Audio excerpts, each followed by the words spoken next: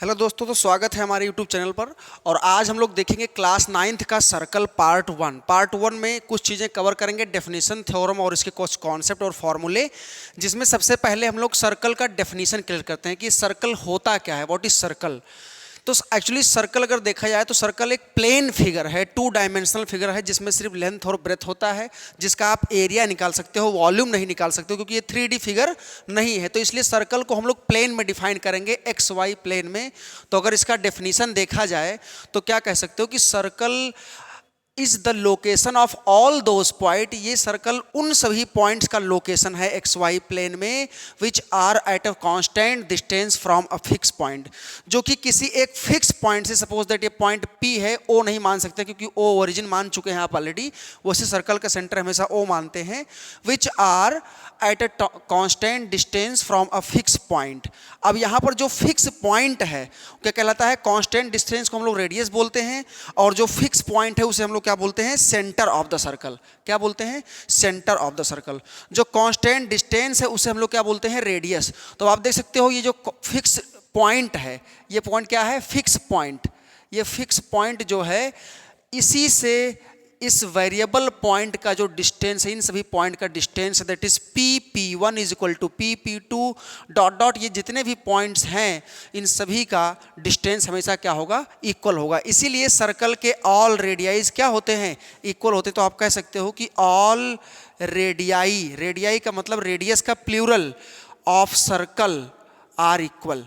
All radii of circle are equal, आप कह सकते हैं ये बात।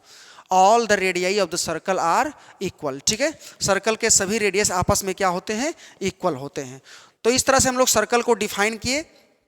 अब इसके बाद में हम लोग सर्कल से ही रिलेटेड कुछ पॉइंट को पढ़ेंगे। तो सबसे पहले आप लोग सर्कल का आई होप डेफिनेशन समझ गए होंगे। सर्कल क्या होता है?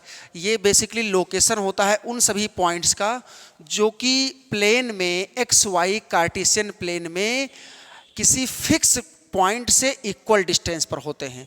तो आप देख सकते हैं, सपोज दैट ये कोई सर्कल है। तो ये जो सर्कल है, इसके अंदर एक फिक्स पॉइंट होगा, सेंटर, जिसको क्या बोलते हैं? सेंटर ओ।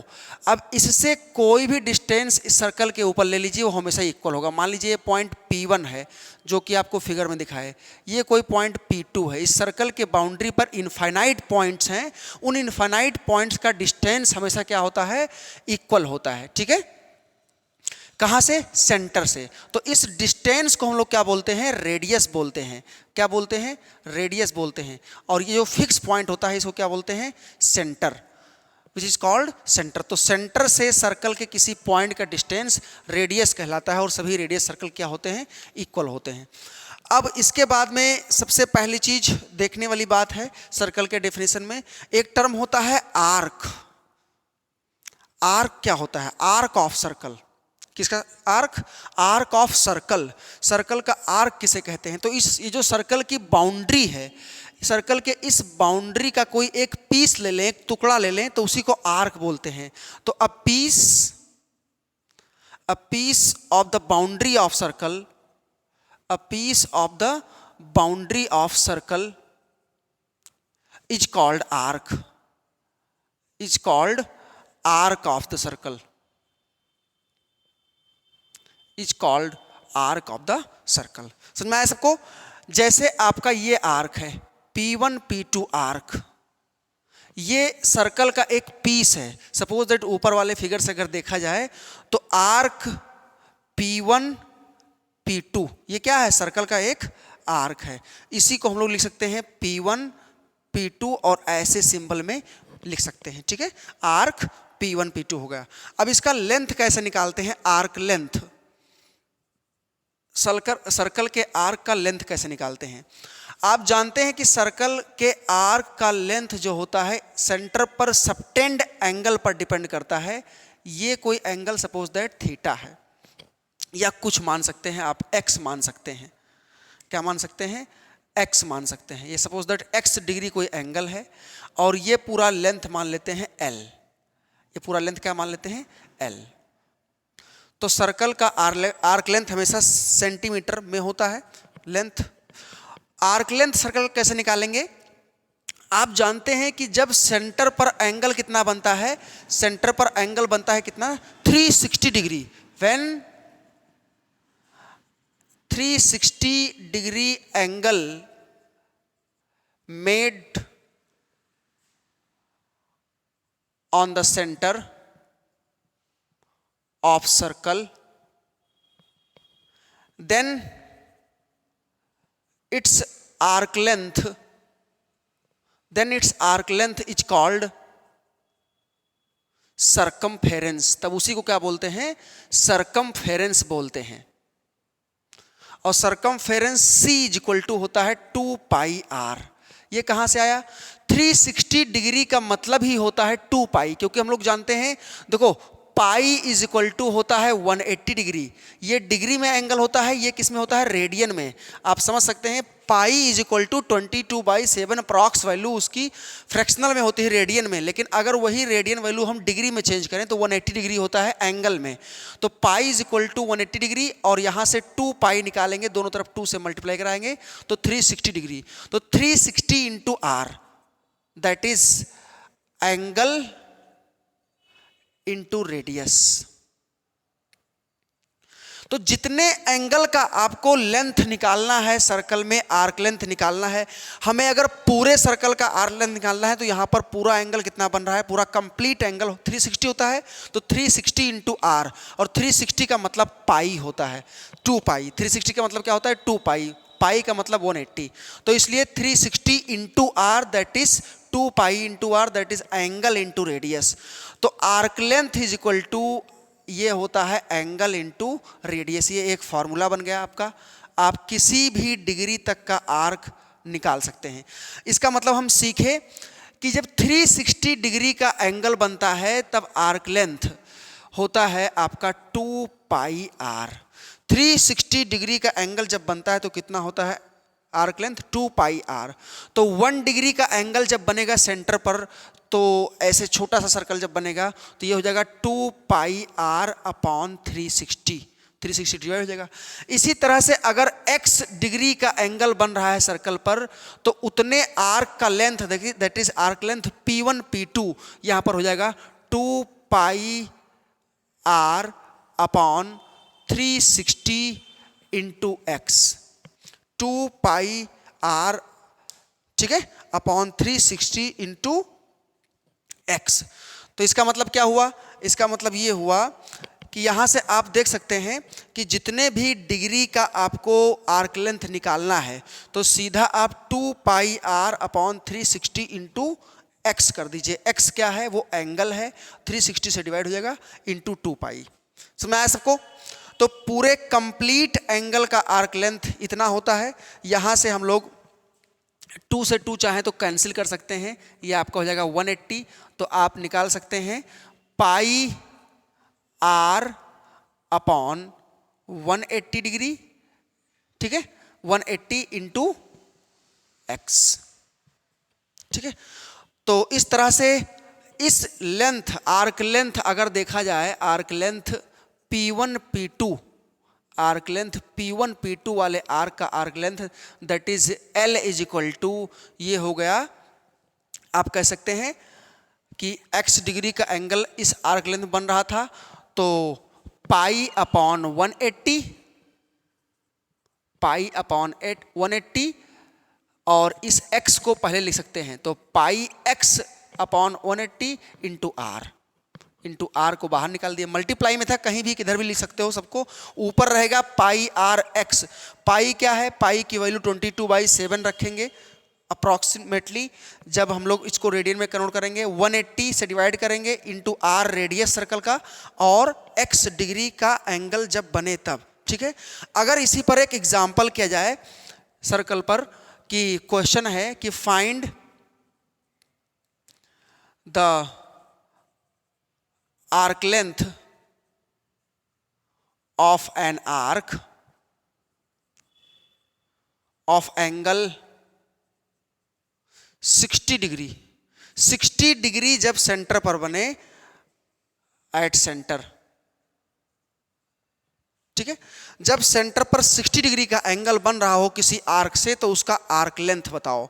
तो मान लीजिए ये कोई आर्क है, ये कोई आर्क है जो कि सेंटर पर कितना एंगल बना रहा है, 60 डिग्री का एंगल बना रहा है, और ये सेंटर हो गया। सेंटर पर पूरा एंगल कितना बन रहा है, 60 डिग्री का। और यहां पर नोट कर लीजिएगा, radius of circle is equal to 7 centimetre. ठीक है, रेडियस देना भूल गए थे। तो हमें यहां से सपोज दैट ये पॉइंट ए है और ये पॉइंट क्या है, बी है। तो आर्क ए बी का हमें लेंथ बताना है। तो हमें अभी फॉर्मूला पढ़े, किसी भी आर्क का arc length L is equal to होता है पाई इंटू वो एंगल अपॉन 180। ये x क्या है, वो एंगल जो आर्क लेंथ सेंटर पर बना रहा है। तो यहाँ पर x is equal to given है कितना, 60 degree. r is equal to radius है 7 सेंटीमीटर।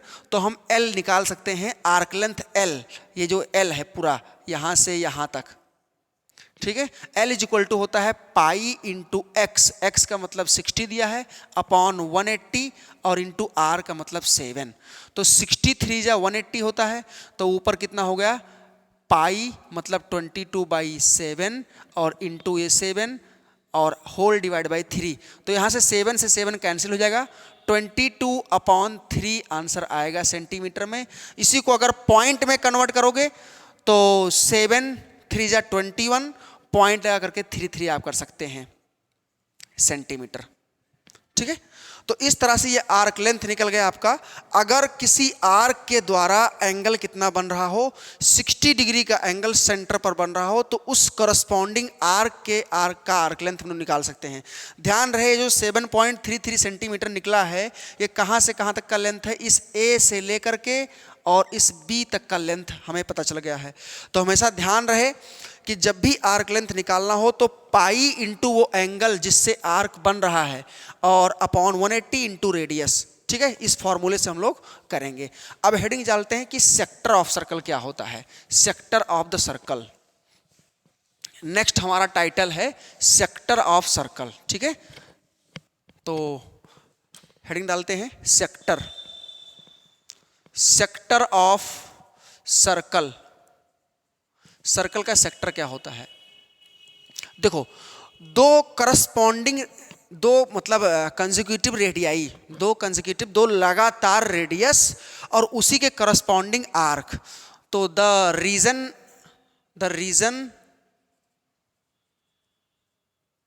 इन द सर्कल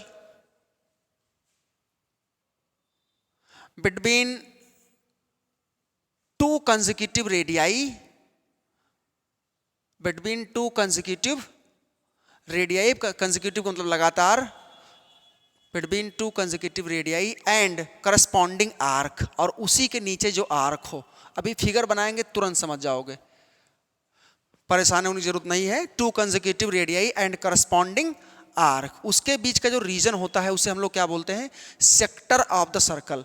जैसे अगर सेक्टर को हम समझना चाहें तो पहले एक सर्कल बनाएं, सर्कल बनाने के बाद आप दो रेडियस ड्रॉ कर दो। सेंटर इसका कहीं यहाँ पर होगा, दो, मान लो ओ सेंटर है, इसका दो रेडियस ड्रॉ कर दो। सपोज दैट एक ओ ए ड्रॉ कर दीजिए, एक कहीं पर ओ बी ड्रॉ कर दीजिए। और इस ओ ए और ओ बी के बीच में कौन सा आर्क है, ए से बी तक आर्क है। तो ये जो रीजन हुआ, ये जो रीजन हुआ, इसी को हम लोग बोलते हैं सेक्टर। ये जो पूरा साइडेड रीजन है, इसी को हम लोग क्या बोलते हैं, सेक्टर बोलते हैं। डबल साइडेड रीजन यहां पर जो बनाया गया है, इसी को हम लोग क्या बोलते हैं, सेक्टर। आर्क, ये ए से बी तक का लेंथ आर्क है और उसके ऊपर सेंटर तक दोनों रेडियस के बीच में वो क्या रीजन है, सेक्टर ऑफ सर्कल। ठीक है, आप समझ पाए होंगे। Sector of circle which is the region between two consecutive radii and corresponding arc.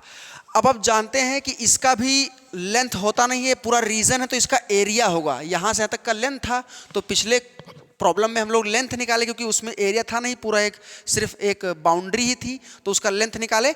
लेकिन यहां पर हम लोग क्या निकालेंगे, एरिया। तो how to find the area of the sector, तो हेडिंग डालते हैं area of sector. Area of sector कैसे निकालेंगे, area of sector of circle, circle के सेक्टर का एरिया। अब आप जानते हैं सर्कल का एरिया क्या होता है।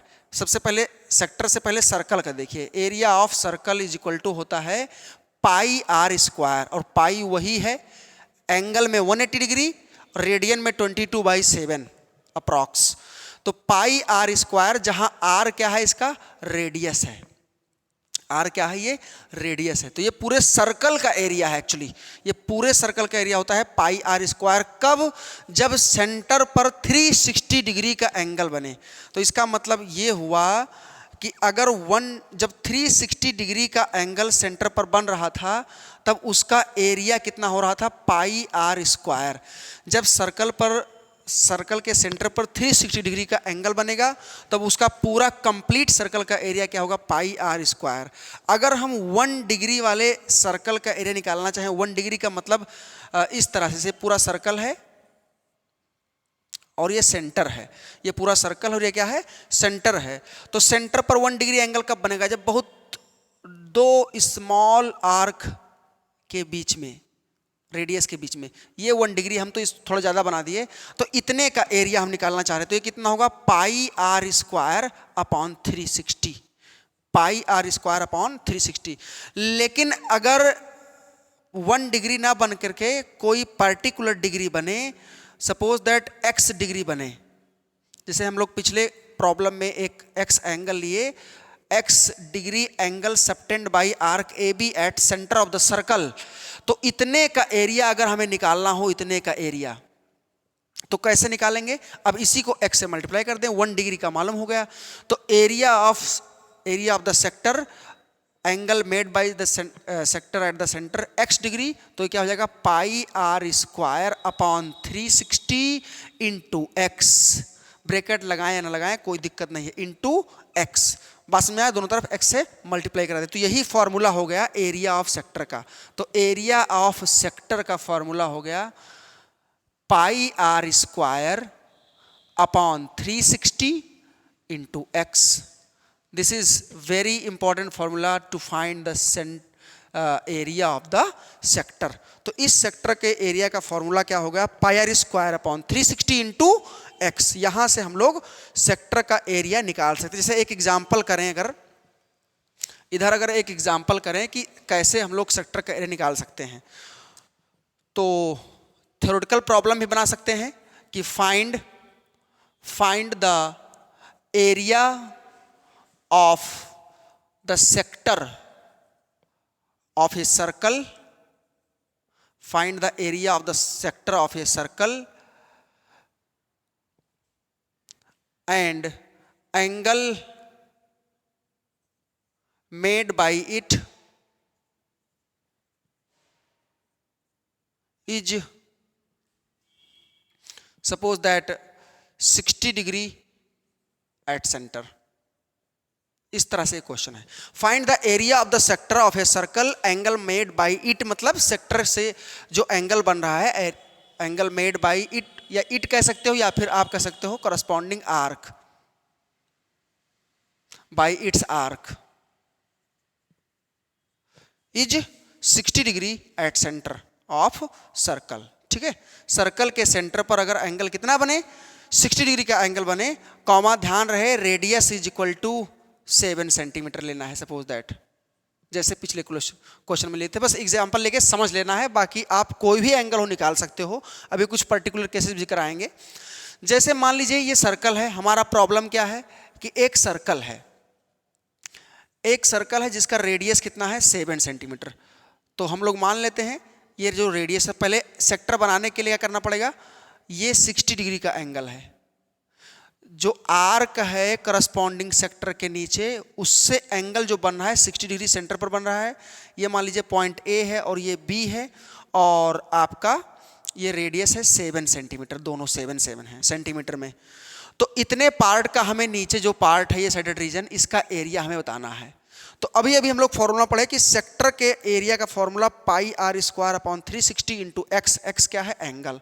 तो एरिया, यहाँ पर अगर सॉल्यूशन की बात की जाए तो क्या हो जाएगा, एरिया ऑफ सेक्टर, कौन सा sector, O A B O, इस पूरे सेक्टर का एरिया इज इक्वल टू क्या होगा, pi are square upon 360 into x. Degree नहीं लगाएंगे यहाँ। अब आप देख सकते हैं कि यहाँ पर लिखा हुआ है पाई, पाई का मतलब 22/7 पुट करेंगे, आर स्क्वायर लिखा है, आर की वैल्यू 7 है तो 7 का स्क्वायर और अपॉन 360 और इनटू में एक्स, एक्स क्या है उसका एंगल जो सेंटर पर बन रहा है। तो यहाँ पर आप कैंसिल करें, 60 1 जा 60 और 66 जा होता है 360 और एक 7 से एक 7 कैंसिल हो जाएगा तो ऊपर कितना बचा 22 इंटू 7/6। अगर 3 से कैंसिल करें 3 2 जा 6, 11 2 जा 22 तो 77/3 ये आपका हो जाएगा। तो अगर इसको पॉइंट में कन्वर्ट करना चाहें तो आप कर सकते हैं, ठीक है। पॉइंट में कन्वर्ट करना चाहें तो आप कर सकते हैं। कितना होगा 3 2 जा 6 यानी 25, 3 जा 75 और 2 बचा तो 0.66 centimetre square. This is the area of that sector. समझ में आया सबको? अच्छा, अगर बाहर का निकालना हो तो टोटल एंगल 360 होता है तो इधर पूरा बचा हुआ एंगल कितना बनेगा, ये बनेगा 300 डिग्री। तो आप यहां 300 पुट करेंगे तो बाहर का एरिया निकल जाएगा, या पूरे का एरिया निकाल करके इतना माइनस कर दीजिए, पाई आर स्क्वायर निकाल करके उतना माइनस कर देंगे तब भी उतना ही आएगा। समझ में आया सबको? तो ये हुआ एरिया ऑफ द सेक्टर। अब तुरंत समझ लेते हैं इसी टाइम पर, क्योंकि अभी दो चीज सीखे हैं उसी से रिलेटेड अगला है segment of the circle. What is segment of the circle? Circle का सेगमेंट क्या होता है?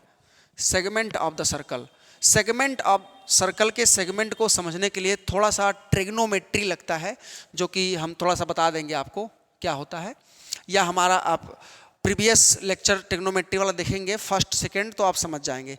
तो segment of sector, segment of circle, sorry segment of the circle, ये क्या होता है, कैसे निकालेंगे? तो सबसे पहली चीज समझ लेते हैं ये होता क्या है। देखो, अगर कोई सर्कल है तो सेगमेंट को समझने के लिए आप सबसे पहले सेक्टर बनाओ, सेक्टर बनाइए। ये मान लीजिए सेंटर है सर्कल का ओ।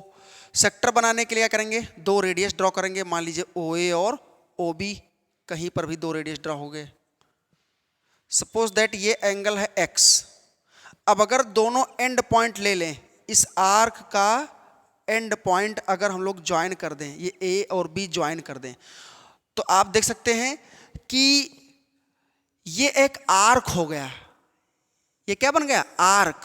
आर्क ऑफ द सर्कल आप पढ़े होंगे, सॉरी कॉर्ड, कॉर्ड ऑफ, ये नीचे वाला ये क्या है, ये आर्क है। अच्छा, ये जो ए बी ज्वाइन किया क्या हो गया? Chord of circle. Chord of circle कैसे डिफाइन करेंगे? द लाइन सेगमेंट, पहले देख लीजिए, the line segment joining, the line segment joining two points of the circle.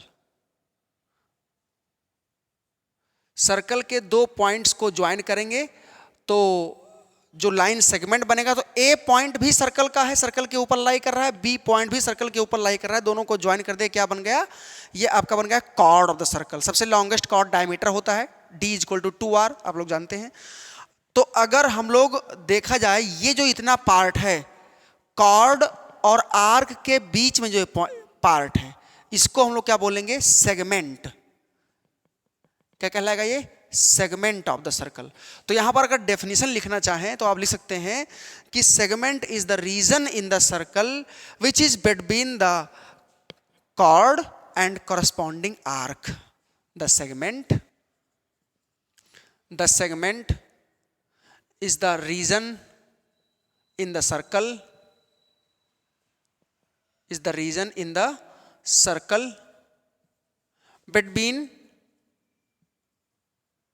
अब डेफिनेशन क्लियर रहेगा तभी कर पाएंगे, between the chord and corresponding arc, और उसी से करस्पॉन्डिंग जो आर्क हो, एंड करस्पॉन्डिंग आर्क। ठीक है, तो ये वाला जो पार्ट है क्या कहलाएगा? सेगमेंट ऑफ द सर्कल कहलाएगा। इसका मतलब आपको अगर सेगमेंट का एरिया जिस दिन निकालना पड़ा तो उस दिन क्या करना पड़ेगा? सबसे पहले जो आपका ये पूरा पार्ट है, ये रीजन, इसे क्या बोलते हैं? सेक्टर। सेक्टर वाले एरिया में से इस ट्रायंगल के एरिया को माइनस करना पड़ेगा। तो यहाँ पर ध्यान रहे कि जब भी एरिया ऑफ सेगमेंट निकालने को आ गया, एरिया ऑफ सेगमेंट अगर निकालने को आ गया, एरिया ऑफ सेगमेंट निकालने को आ गया, तो सबसे पहले क्या करना पड़ेगा? Area of sector, area of sector minus area of triangle, area of triangle करना पड़ेगा, तभी आपको ये पार्ट मिल सकता है। इस पूरे का एरिया और माइनस में इस ट्रायंगल का एरिया कर देंगे तो ये मिल जाएगा आपको, इस पार्ट का एरिया आपको मिल जाएगा, इस पार्ट का एरिया। बात समझ में आया सबको?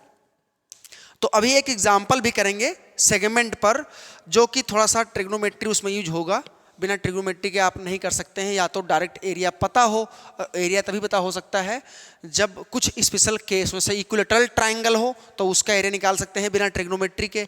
अगर राइट एंगल ट्रायंगल हो तब भी बिना ट्रिग्नोमेट्री के एरिया आप निकाल सकते हैं। लेकिन कोई स्पेशल ट्रायंगल है, मान लीजिए 30 डिग्री बना है एंगल, तब आप नहीं निकाल पाओगे। ठीक है, तो यहाँ से अगर देखा जाए तो हम लोग कह सकते हैं कि इसमें दो तीन छोटे छोटे टर्म होते हैं। एक होता है माइनर, माइनर, और एक होता है मेजर।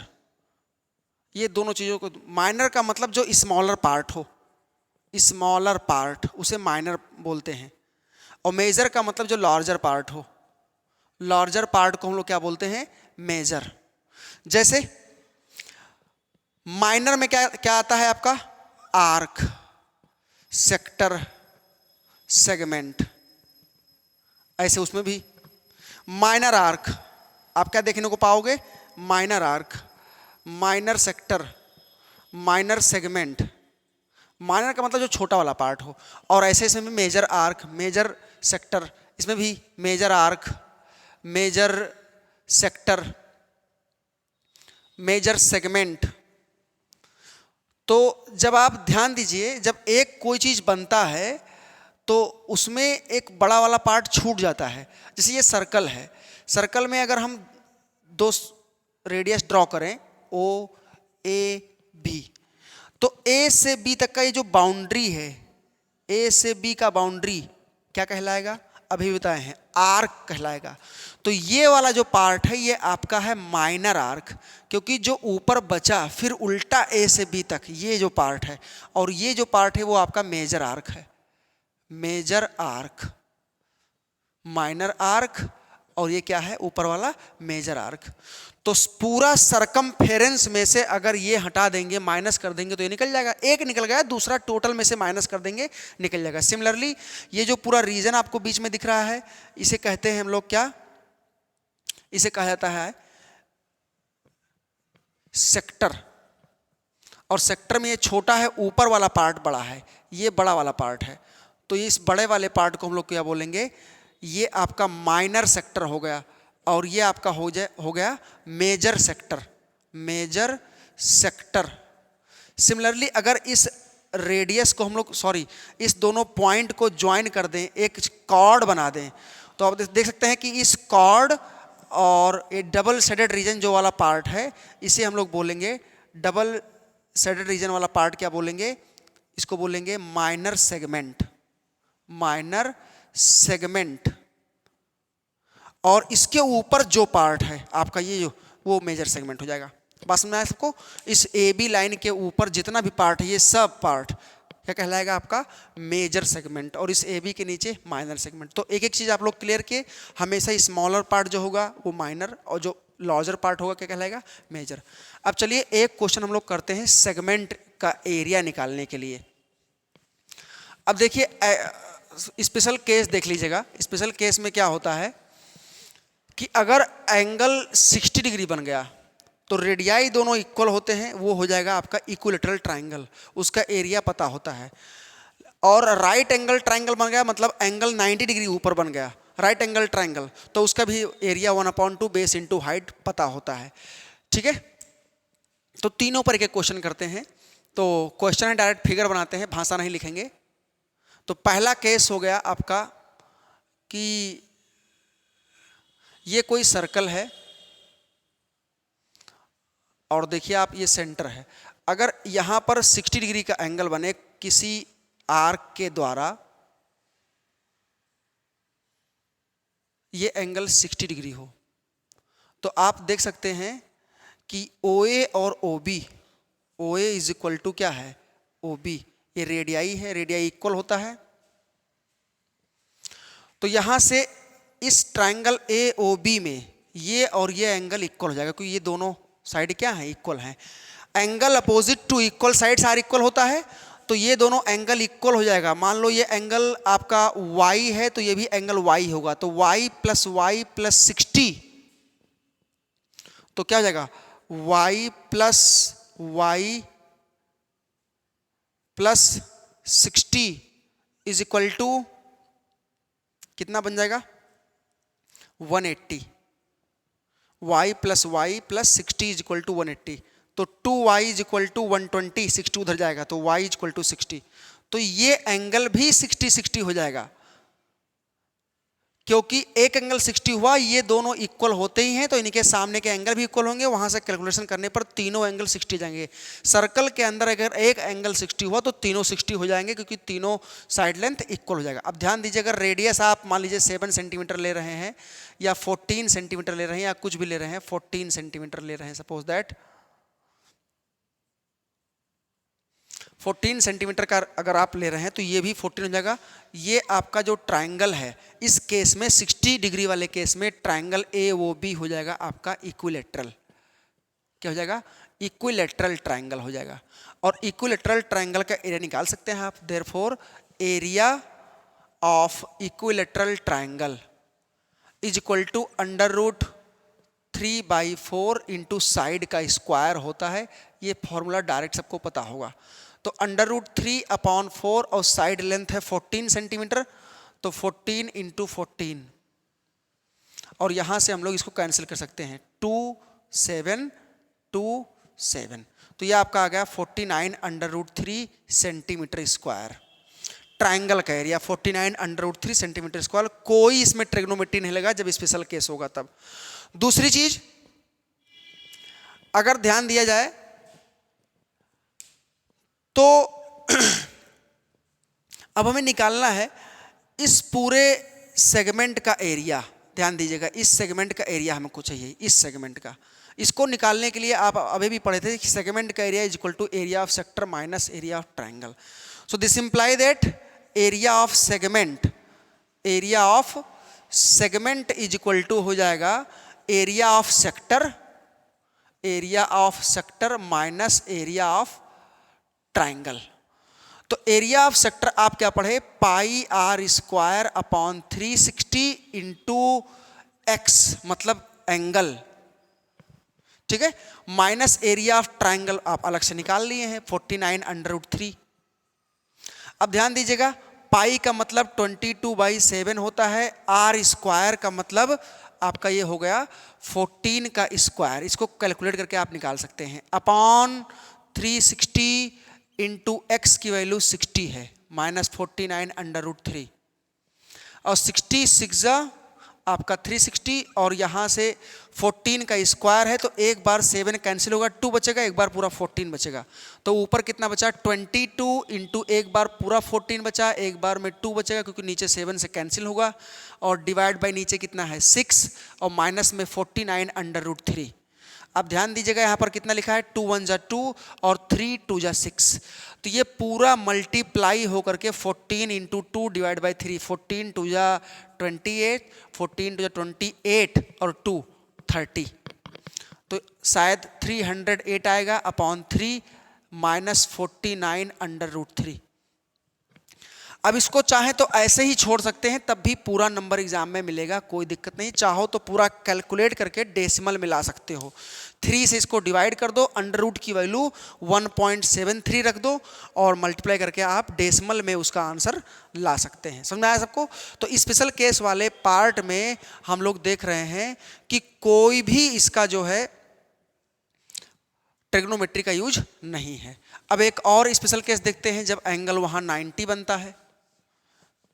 तो एंगल अगर वहां 90 बन जाता है तो कोई एरिया निकालने में ट्रायंगल में कोई दिक्कत नहीं होगा, राइट एंगल ट्रायंगल बन जाएगा। किस तरह से आप देख सकते हैं, देखिए सेकंड वाले केस में अगर सर्कल के अंदर एरिया 90 बन जाए, सर्कल के अंदर जो एंगल है वो कितना बन जाए, 90 बन जाए, तब एरिया कैसे निकलेगा, इस तरह से।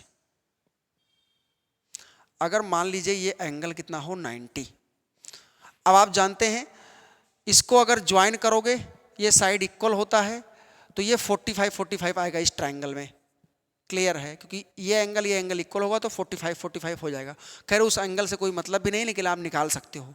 हमें इतने का एरिया चाहिए। अब आप ध्यान दीजिए, ये रेडियस है, मान लीजिए 7 सेंटीमीटर, ये भी 7 सेंटीमीटर।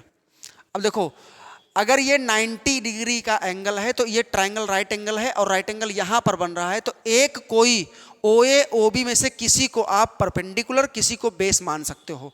तो area of triangle AOB is equal to 1/2 base, किसी को मान सकते हैं OA, और जो बचा वो हाइट।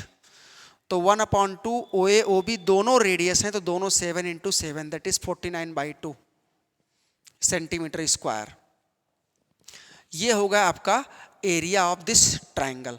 अब आप निकाल सकते हो एरिया ऑफ सेगमेंट। तो एरिया ऑफ सेगमेंट मतलब एरिया ऑफ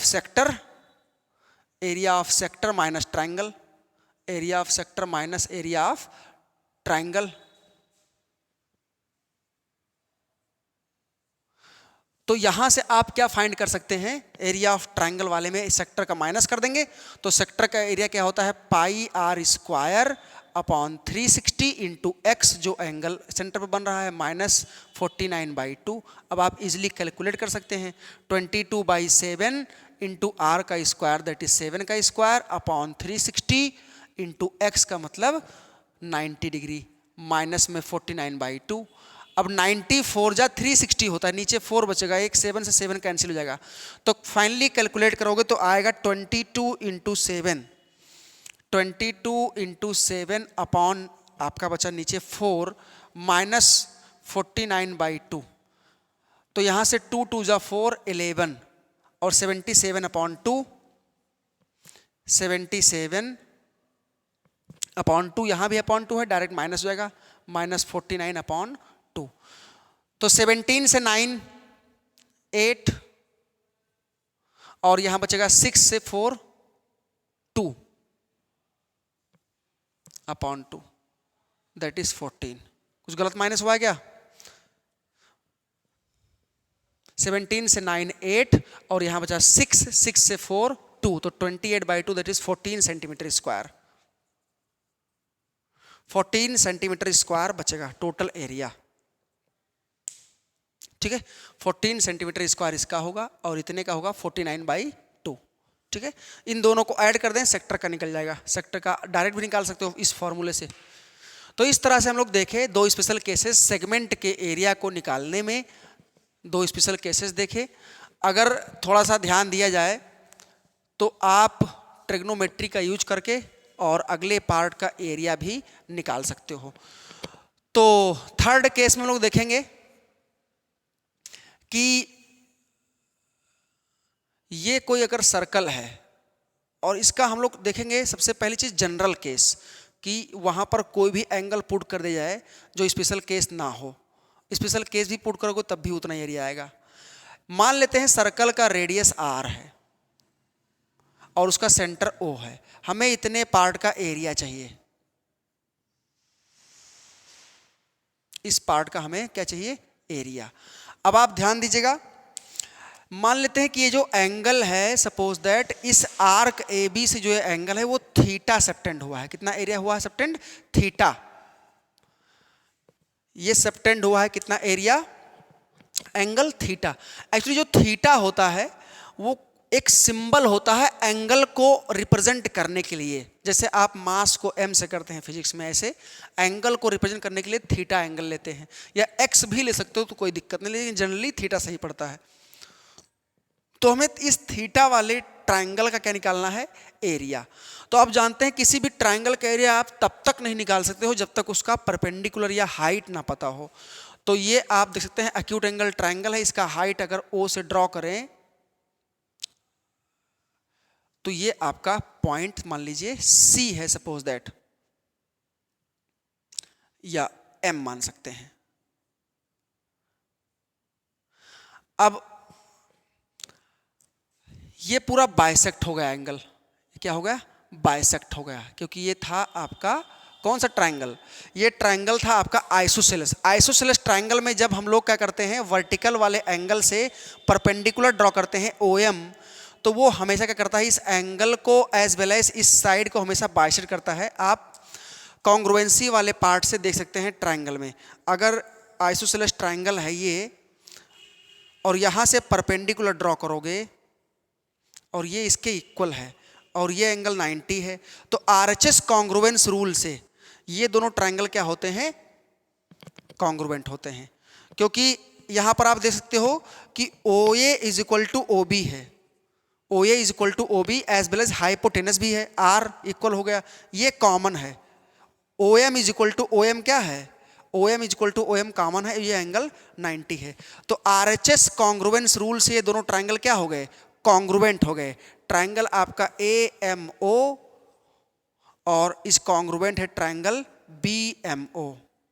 तो यहाँ पर देख सकते हैं AM is equal to BM भी है, ये दोनों पार्ट इक्वल भी हो जाएंगे CPCT से और ये एंगल इसके इक्वल हो जाएगा। तो इसका मतलब एंगल बाइसेक्ट भी होता है, तो ये बात ध्यान रखिएगा। तो अगर ये आप पूरा एंगल थीटा मान रहे हो तो ये एंगल होगा θ/2 उसका आधा, और ये एंगल होगा θ/2, ठीक है। अब देखिए ये एंगल θ/2 हो गया। अगर हम लोग ट्रायंगल AMO में ऑब्जर्व करें, ट्रायंगल AMO में ऑब्जर्व करें तो ये एंगल आपका θ/2 है। तो थीटा एंगल बाई 2 के सामने हमेशा ट्रायंगल में जो एंगल बना होता है, या इसको अगर हम इधर बना लें, इतने पार्ट को,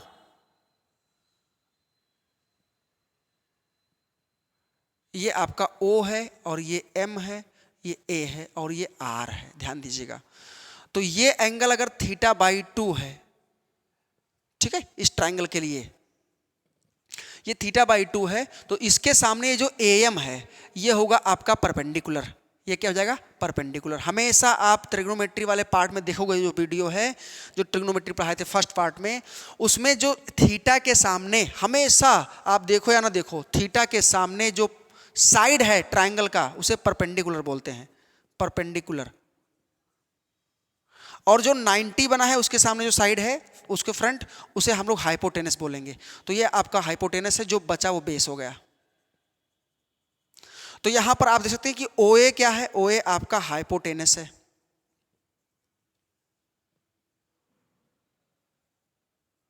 और ये परपेंडिकुलर है, ये बेस है, ठीक है। OM क्या है, बेस, ये फिक्स है, आप चेंज नहीं कर सकते हो। अगर थीटा यहां ले लें तब ये परपेंडिकुलर बन जाएगा, और AM परपेंडिकुलर। तीनों चीजें हमें क्लियर हो गई। अब क्या आप जानते हैं हमें क्या चाहिए, हमें चाहिए OM। अगर OM पता हो जाए तो हमें एरिया पता हो जाएगा ट्रायंगल का। ट्रायंगल का एरिया 1/2 बेस इंटू हाइट, और बेस क्या है, AB। बेस क्या है, मतलब पूरे इसका एरिया अगर पता हो जाए तो खैर इस ट्रायंगल में तो आपका बेस AB दिख रहा है, यहाँ पर बेस क्या है, OM, परपेंडिकुलर क्या है, AM। तो इसका एरिया निकालने के लिए तो क्या करोगे, therefore area of triangle AMO is equal to, अगर इसका एरिया पता होगा तो इसमें 2 से मल्टीप्लाई कर देंगे तो पूरे का पता हो जाएगा, क्योंकि इसका एरिया इक्वल होगा, दोनों कॉन्ग्रुएंट हैं। 1/2 बेस इंटू परपेंडिकुलर। तो बेस क्या है जी, OM, परपेंडिकुलर क्या है, AM। Very good. Area of triangle AMO is equal to 1/2 base OM into perpendicular AM। ये हमें एरिया पता हो गया है, ठीक है। तो यहां से आप एरिया निकाल सकते हैं। अब चलते हैं थोड़ा सा ट्रिग्नोमेट्री अप्लाई करते हैं। लाइट चली गई बीच में, तो थोड़ा सा आप इसको बात को ध्यान दीजिएगा। अब आप यहां पर इस ट्रायंगल में साइन और कॉस लगा दीजिए।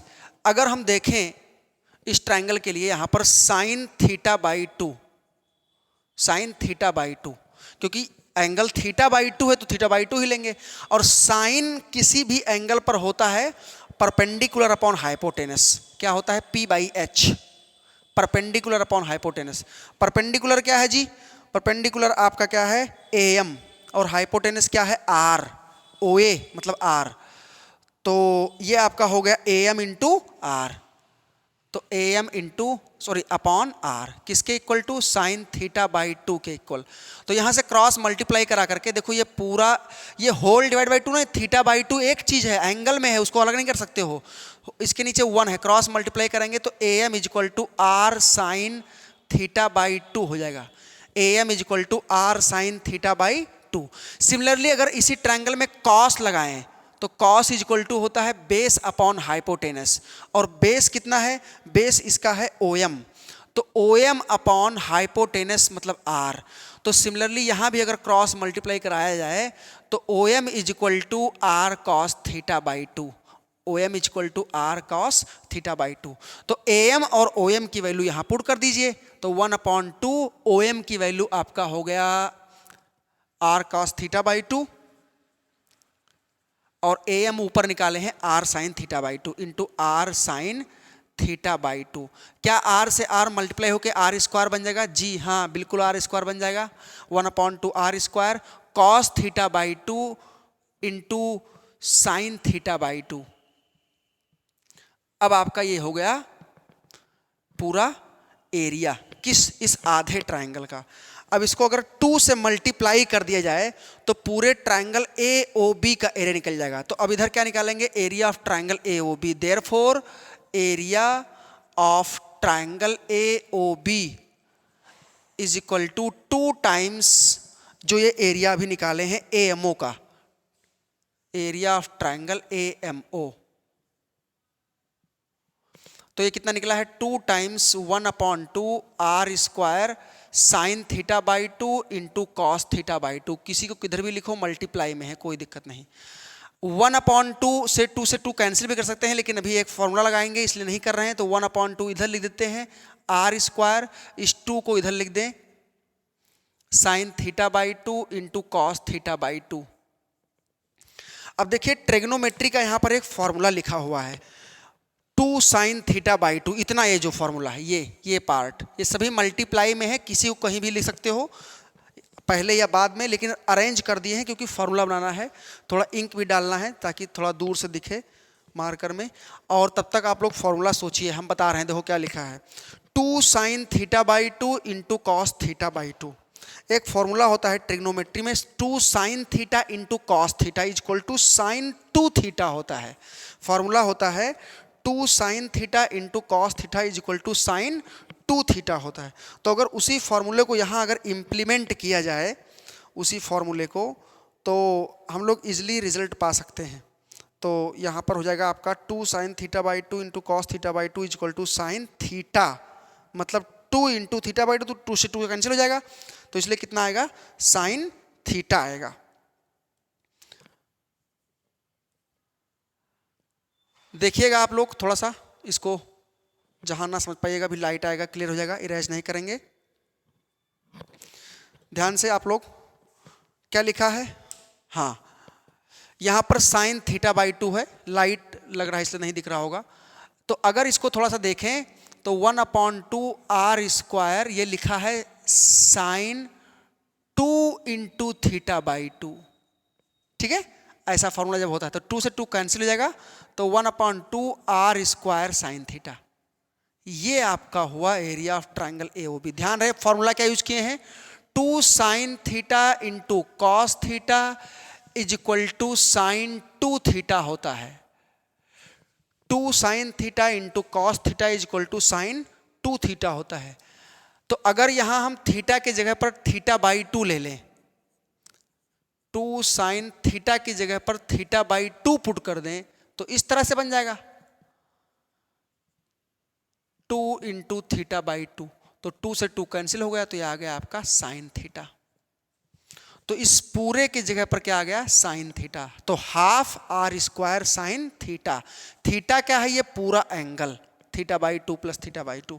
तो अब अगर एरिया निकालोगे ट्रायंगल का तो इतना माइनस करना पड़ेगा, ध्यान रहे ये आपका एरिया है half r square sine theta, ठीक है। तो अगर हम लोग एरिया निकालना चाहें, एरिया ऑफ सेगमेंट इस सेगमेंट का एरिया इतने का, तो इज इक्वल टू क्या लिखोगे, area of sector that is pi are square upon 360, 360 into ये पूरा एंगल कितना माने हैं थीटा,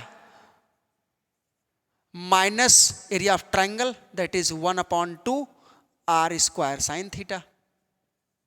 ठीक है, तो ये इस फॉर्मूले से अब हम डायरेक्ट किसी भी एंगल के लिए इस सेगमेंट का एरिया निकाल सकते हैं। ये एरिया ऑफ सेगमेंट का फॉर्मूला होता है, एकदम रट जाओ, किसी भी एंगल के लिए स्पेशल केस हो चाहे ना हो, स्पेशल केस हो तो बिना ट्रिग्नोमेट्री के निकाल लेंगे, स्पेशल केस ना हो तो इस फॉर्मूले से हम लोग एरिया ऑफ सेगमेंट निकाल सकते हैं। अब ध्यान दीजिए, कुछ एंगल पर जो हमेशा पूछा जाता है,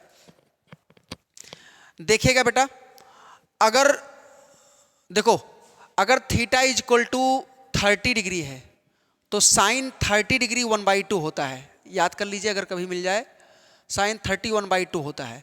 अगर थीटा इज इक्वल टू 60 है तो साइन 60 डिग्री √3/2 होता है। साइन 60 डिग्री क्या होता है, √3/2।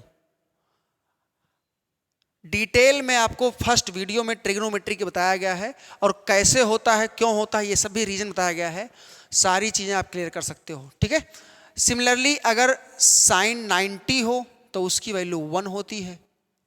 ठीक है, साइन 90 हो तो इसकी वैल्यू 1 होती है। कॉस में इसका उल्टा हो जाएगा।